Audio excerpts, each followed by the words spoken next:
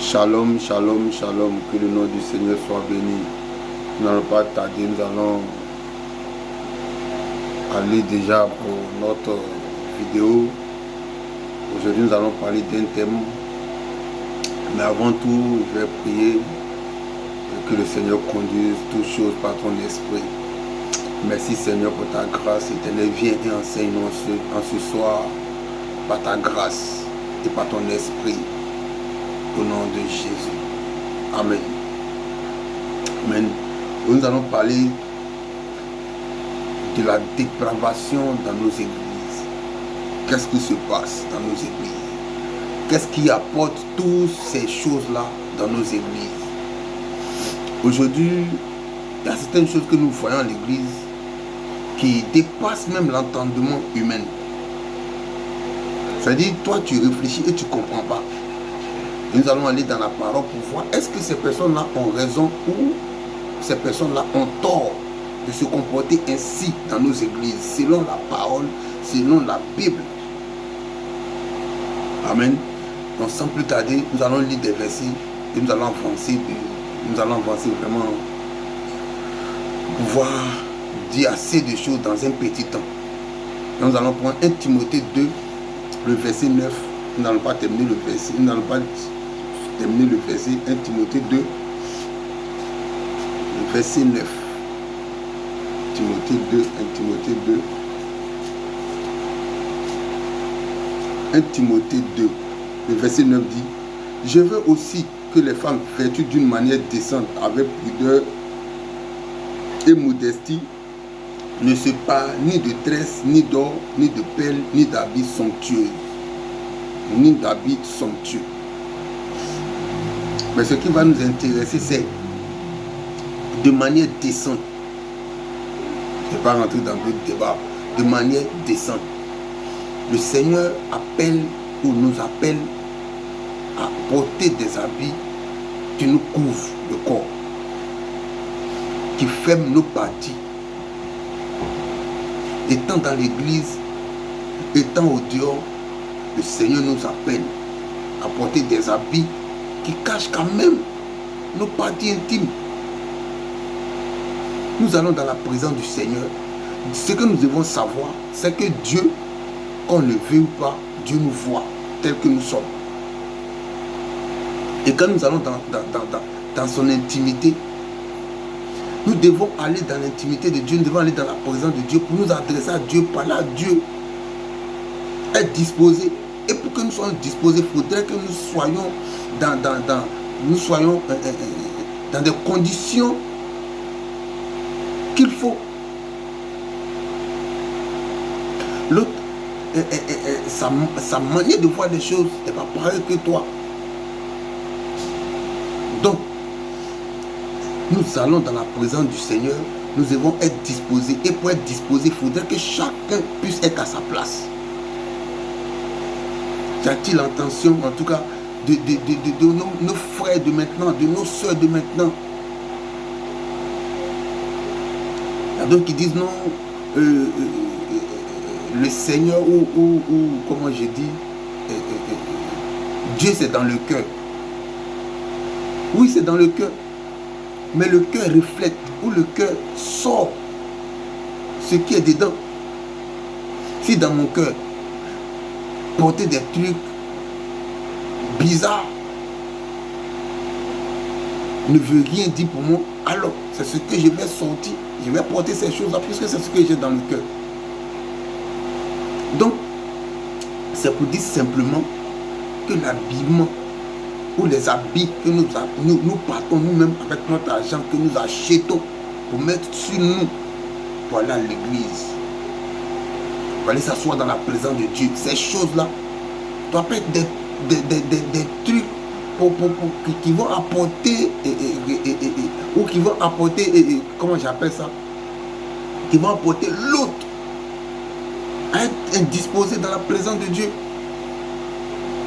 Comme regardez aujourd'hui dans nos églises, c'est dommage. Les pasteurs ne veulent pas parler parce que d'autres se disent non, qu'en parlant, les filles vont retourner dans le monde ou les frères vont retourner dans le monde. Et on reste dans ces choses-là. On continue ces choses-là.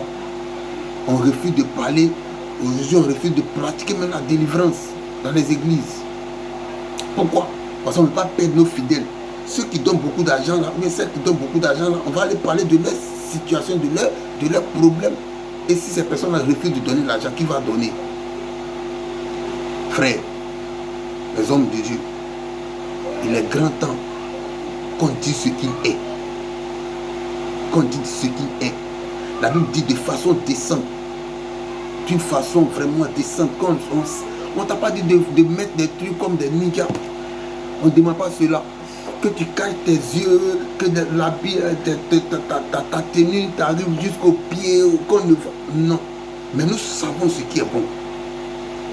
La Bible dit Dieu nous a donné l'intelligence pour savoir ou pour connaître certaines choses. Nous savons ce qui est bon, ce qui n'est pas bon. Là, nous connaissons. À la limite, nous savons.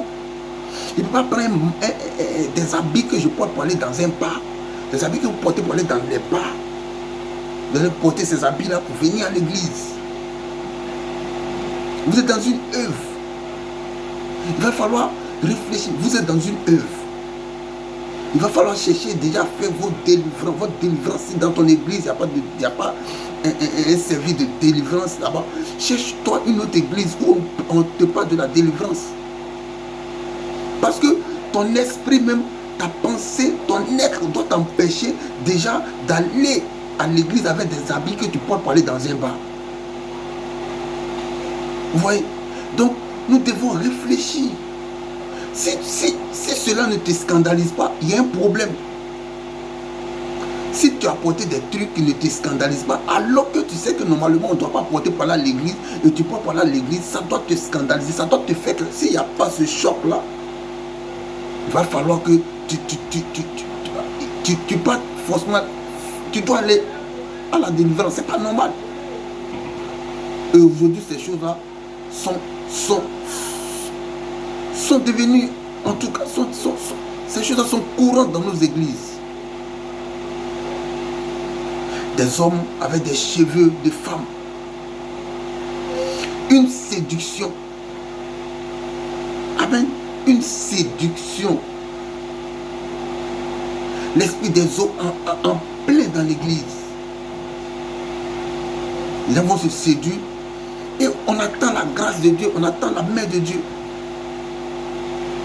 Dieu n'interviendra pas.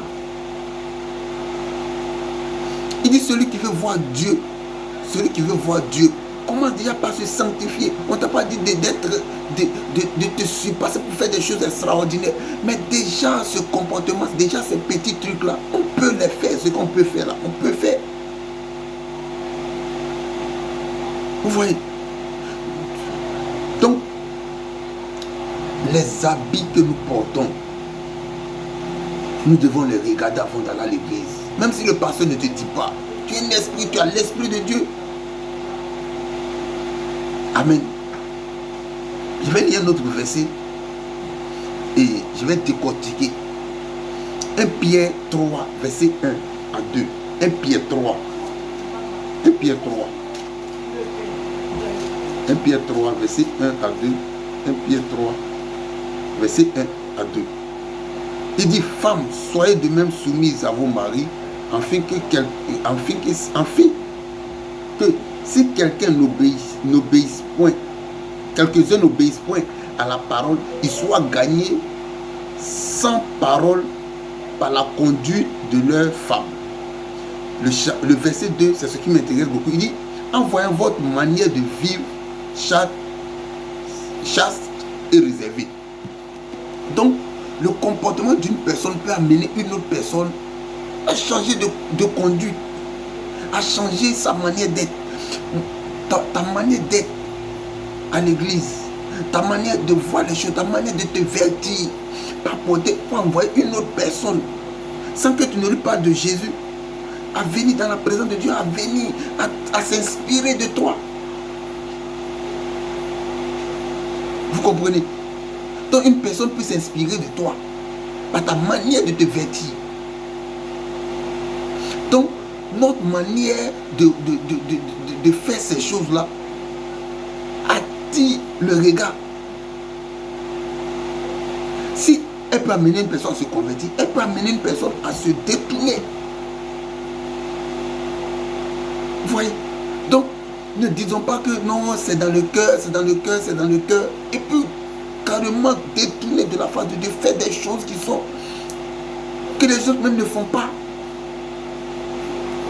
Les d'autres religions que nous ne voyons pas comme vivantes ne le font pas.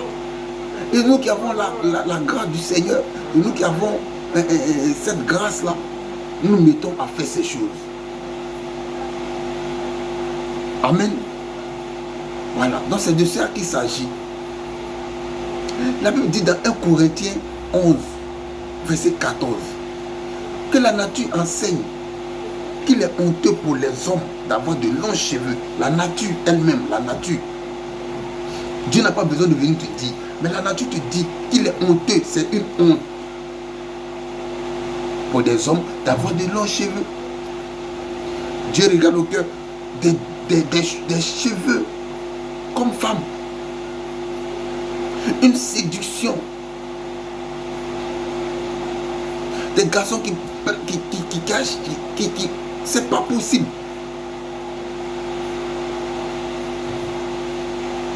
C'est pas normal. Toi, regarde, c'est pas normal.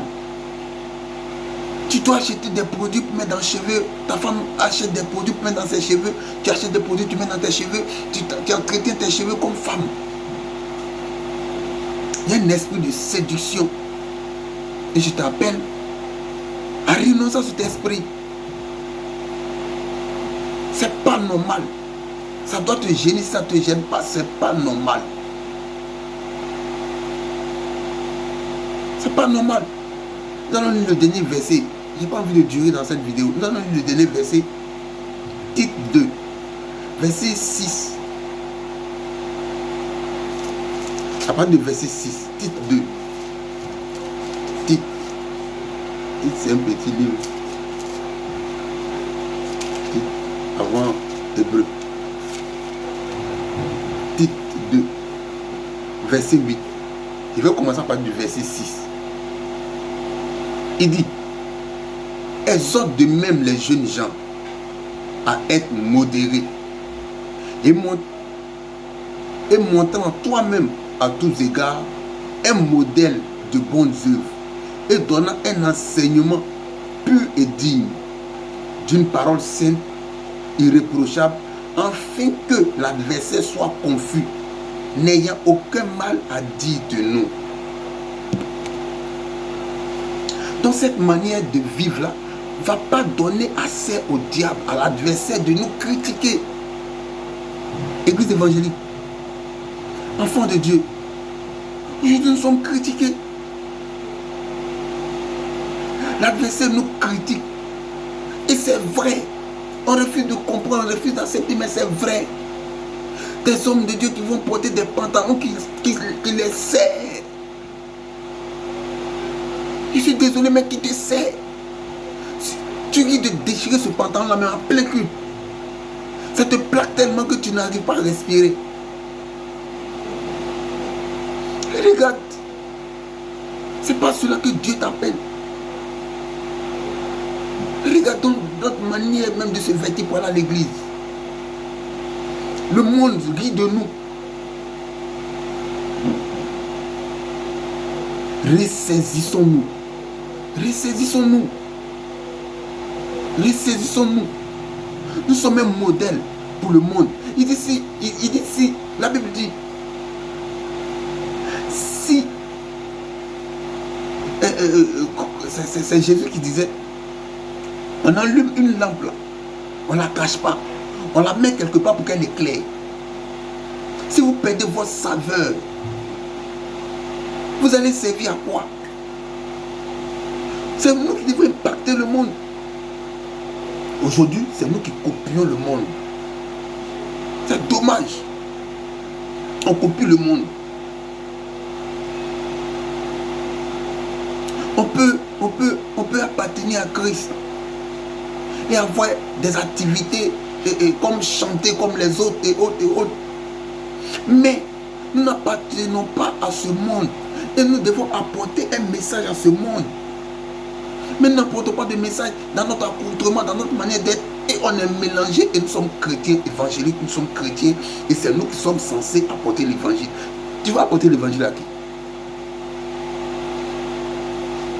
Tu vas apporter l'évangile à qui? L'autre s'habille de façon extravagante. Et toi tu fais pareil. Toi qui es enfant de Dieu, qui est censé les sensibiliser.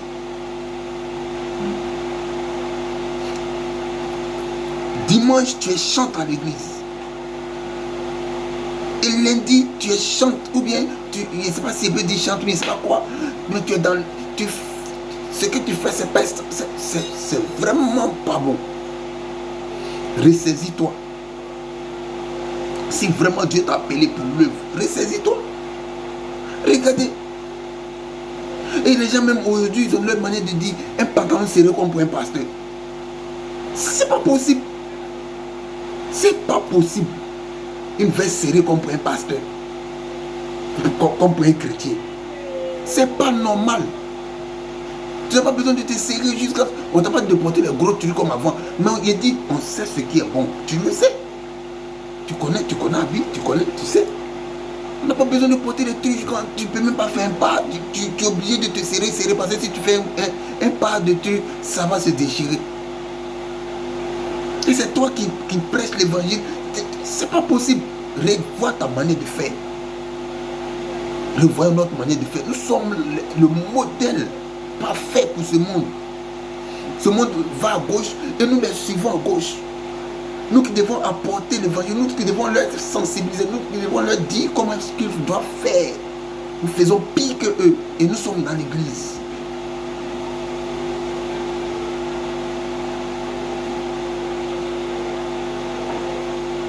Dieu compte sur nous.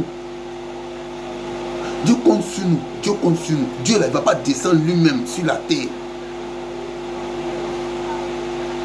Il compte sur nous pour être des modèles. Pour être des modèles en toutes choses. Mais rien d'autre manière de même de se vêtir. Regardez. Regardez. On s'habille, on dirait on va dans les bars. C'est pas possible. Si c'est pas les filles seulement, les garçons aussi. Que le Seigneur nous aide. Si tu ne trouves pas ça normal, va voir le service ou le département de délivrance dans ton église. Parce que moi je suis pour la délivrance. Je crois en la délivrance. Je crois qu'il faut prier pour les personnes. Parce que mon père spirituel, lui à qui je me reconnais, m'a appris cela. Nous a appris. Aujourd'hui, la délivrance a disparu de l'église.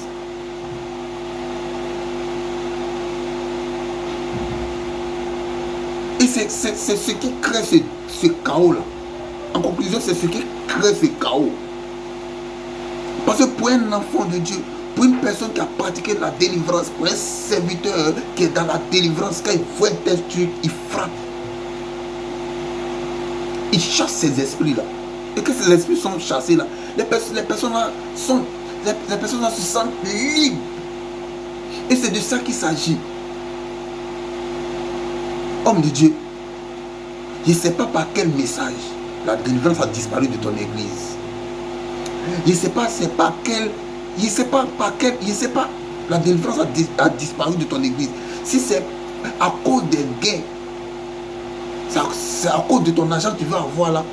Moi, je ne vais pas rentrer dans ce détail là. Mais tu sais, c'est Dieu qui t'a appelé et c'est Dieu qui va te parler. Mais revenons à Dieu. Revenons à Dieu. Revenons à Jésus.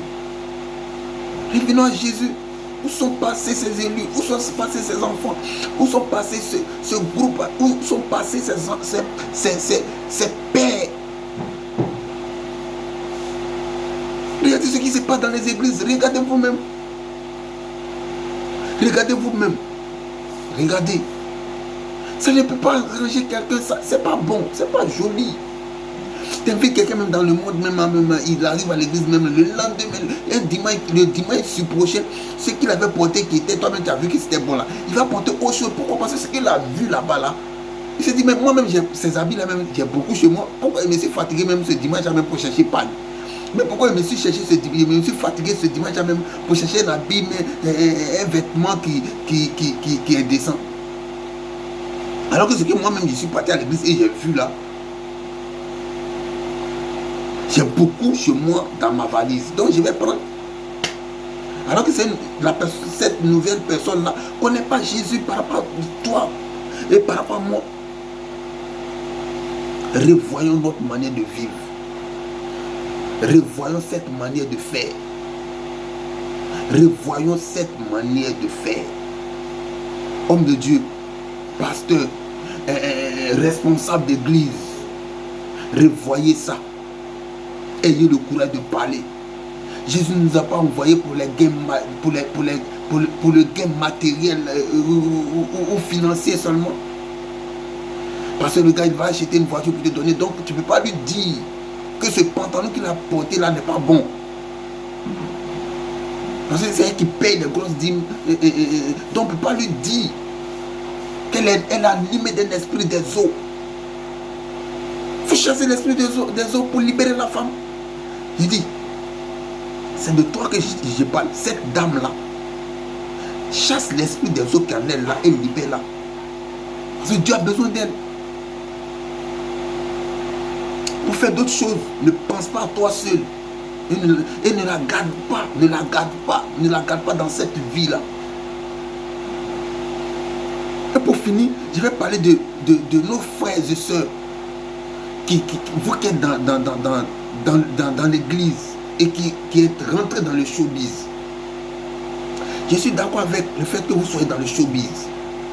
Moi, je ne vais pas condamner qui que ce soit. Dieu parle à chacun.